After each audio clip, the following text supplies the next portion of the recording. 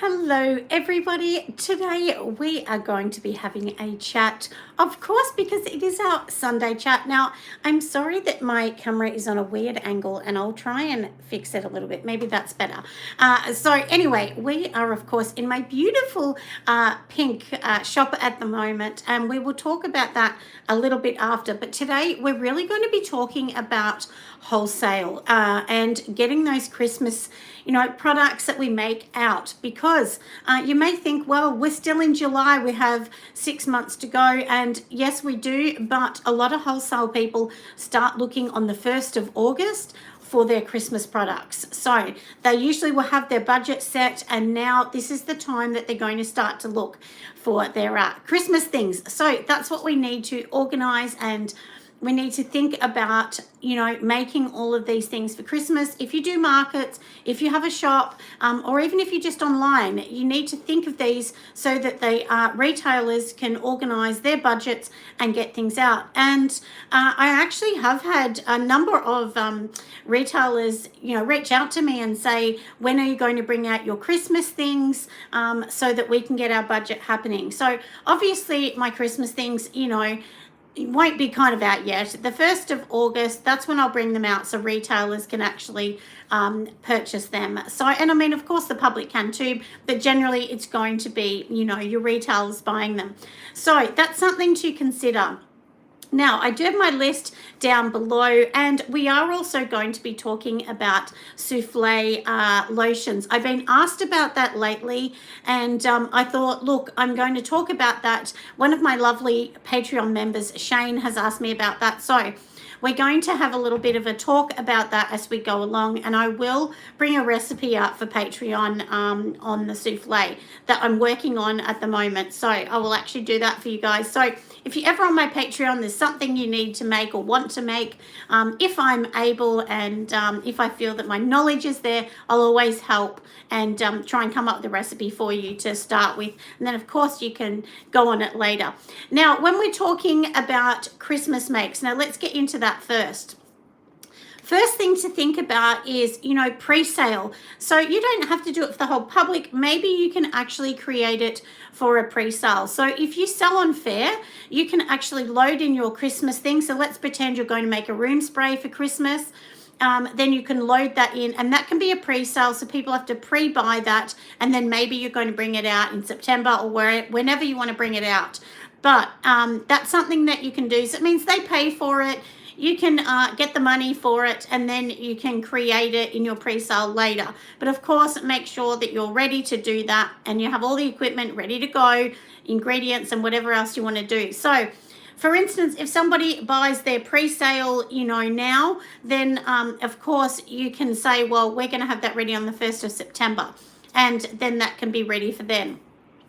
Now, so that's a little bit about pre-sale. Now, another thing that, you can do is think about the offer you're going to do. So maybe if it's for Christmas, maybe they've got to buy 10 or 20 of the same item to help you. Because for me, I don't make a massive amount of Christmas products. I usually only have a couple cents that are Christmas. So for instance, to give you an idea, this is one of them, which is Minted Snow Tree, and that's going to be one. And then this one here, which is my new one, because it's called Rubalicious, so that's going to be my next one.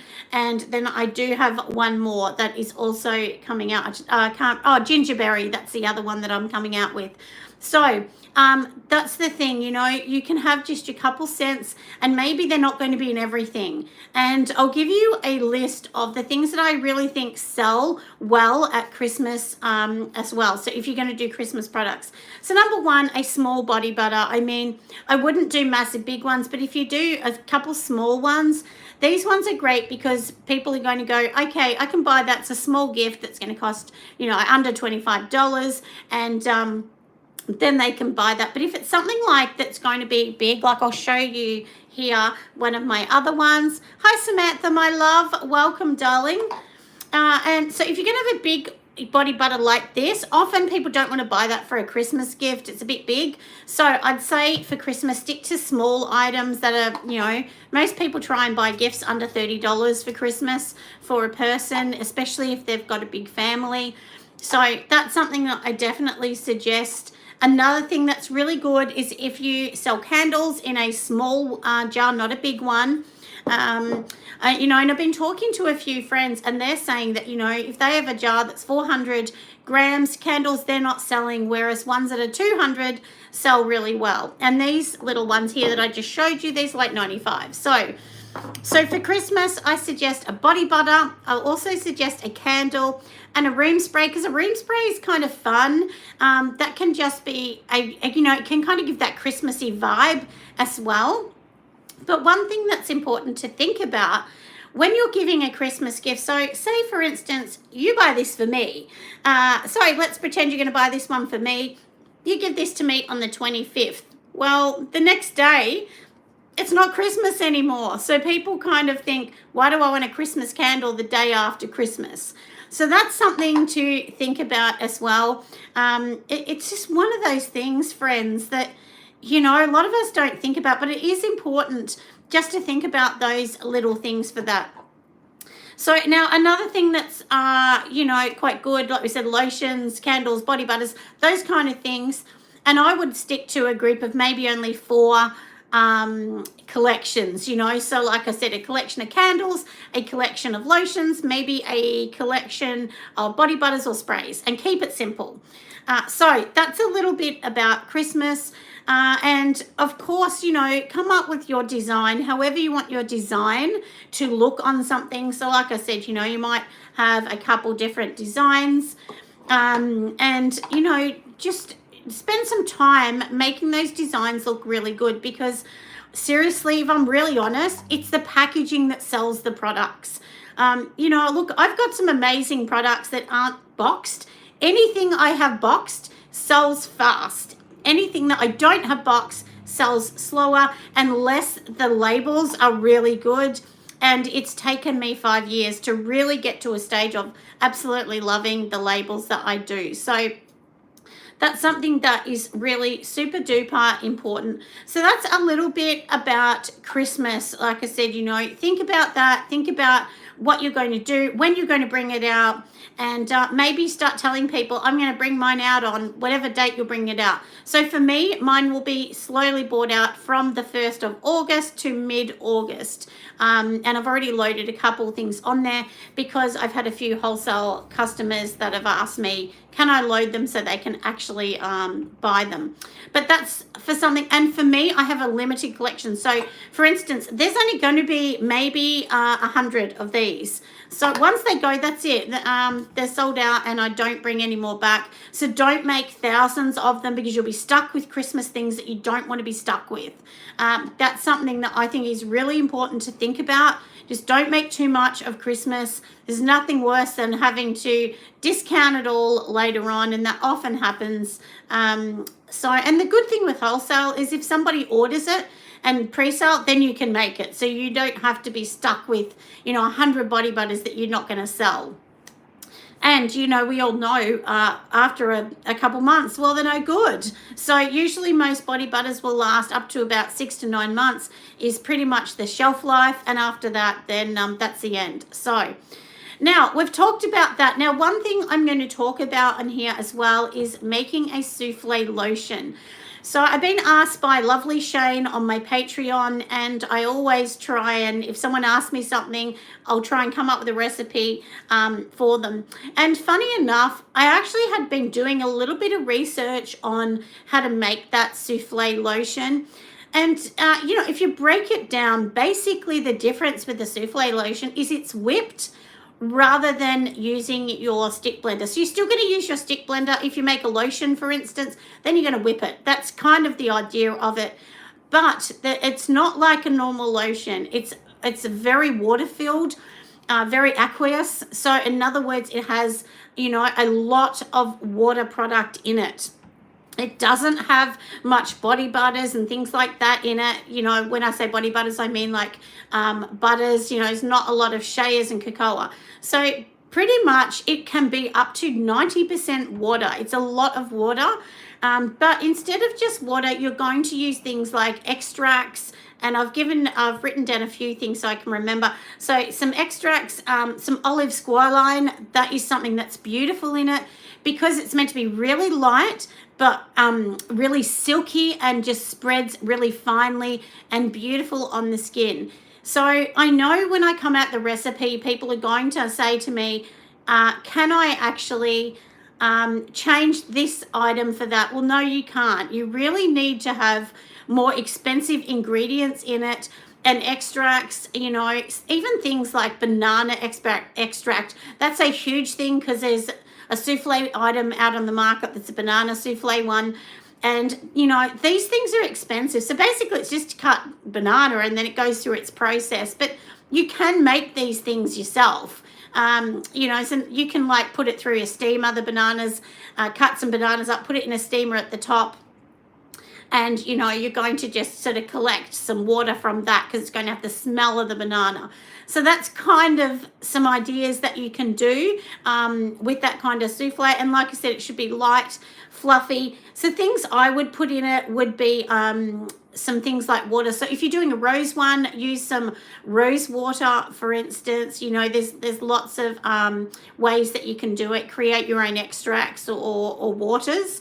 So you can do lots of floral waters in them. You can do things like orange blossom water that is beautiful in a souffle. So, you know, for me, I would really start with making it high water, put some aloe vera juice in it, some extracts in it, some olive squalane in it, and then make it really, really light. So it's not going to be like this, which is, this is a light body butter. So if I show you my light body butter, it's really, really light. So if we can kind of show you on my arm, it's very, very light. It's not, my body butters are not heavy.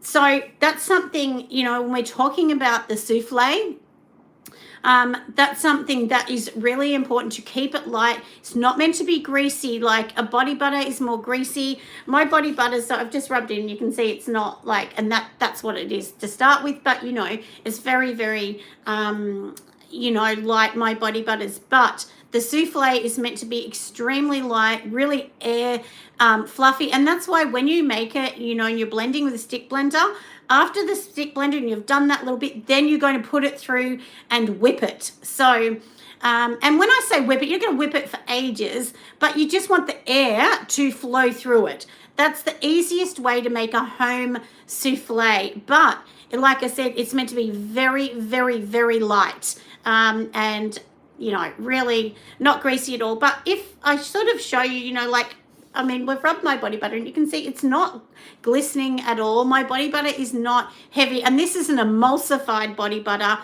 It is not a body butter, you know, that has lots of heavy oils. So that means that I have mixed and combined water products with oil products. And of course you need an emulsifier to do that. So it's a little bit more complex than just adding all your butters and oils and whipping it, as a lot of people do with, you know, your standard body butters. But of course, most that you get in the shop are emulsified, meaning they have water. So like I said, the souffle is very similar, just it's light, it's airy, it's whipped, and that is the whole idea of that. And it kind of, you know, it's not really transparent, but it almost looks like that because it is so, so light and, like I said, water-filled.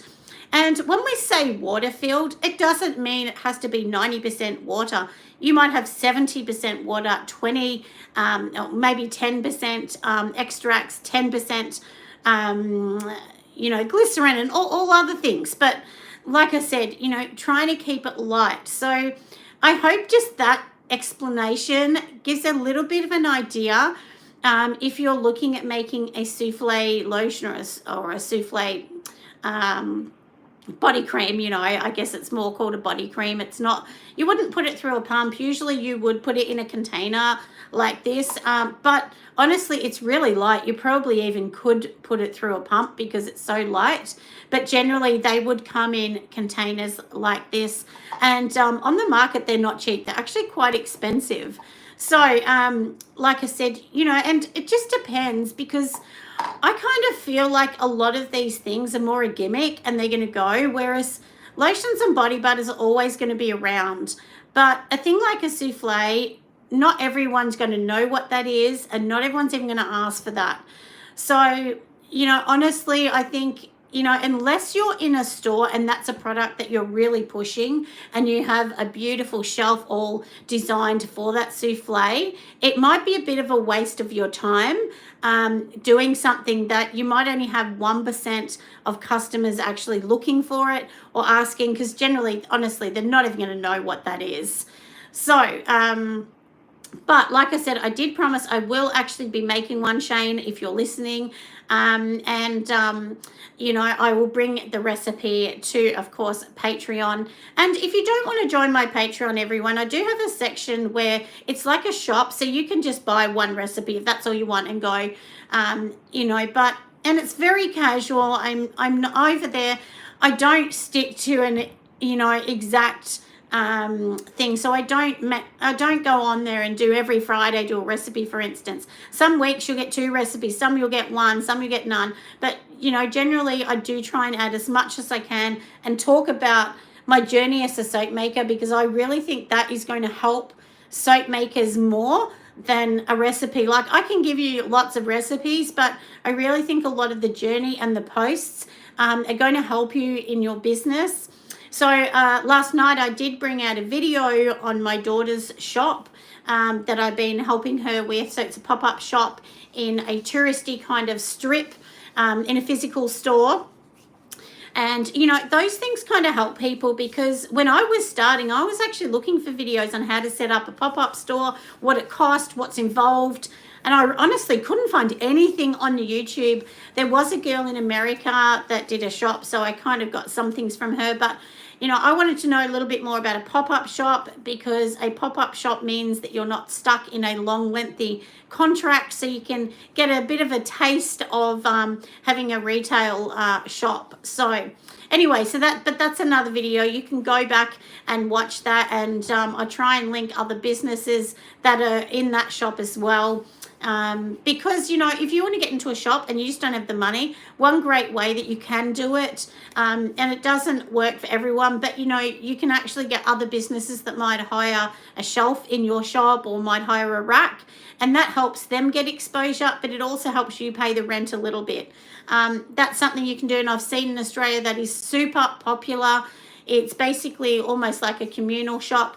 So my daughter's shop is Honey Blue You. That is, you know, on the door, that's what you're going to see. But inside there, it's like a Honey Blue You Friends shop. And we make sure that we try and give everyone the best exposure that we can in there. So I work there on the weekends. My shop is no longer open on Saturday. I just honestly don't have time. And in this shop, in my shop now, behind me is so many containers and bulk supplies because I'm just very, very busy with wholesale. So it's a little bit crazy, isn't it, my friends? But anyway, I hope you've enjoyed our little chat on Sunday. Like I said, we've done a bit of a talk about Christmas makes, so go back and watch the start. I will load this in a few hours so that you can pre-watch it or re-watch it, I should say. And then, of course, we've talked about the souffle and what a souffle lotion or body butter or so on is. Oh, that's okay, my love. You're welcome for the advice, and I hope it does really help you kind of understand, because you know, a lot of people, I think they see these new things on the market and they don't really understand what they are. But the more experienced or more knowledge you gain along the way, you can literally pick up the back of a product, read it, and you'll be able to kind of make it. And most makers can, you know, experienced makers could pick up a product and, you know, they could sort of remake it in their own way. Obviously, you're not going to copy that, but, you know, you can kind of understand the process and behind why somebody would use those ingredients in making them. But as I said, I promise I will put a recipe up next week with the souffle on Patreon. So if you want that, just go over there and check out my beautiful Patreon, which should be in the links, but I will pop it in the links of this video as it comes out. Anyway, have an amazing day, my darlings, and I'll see you on the next one. Bye.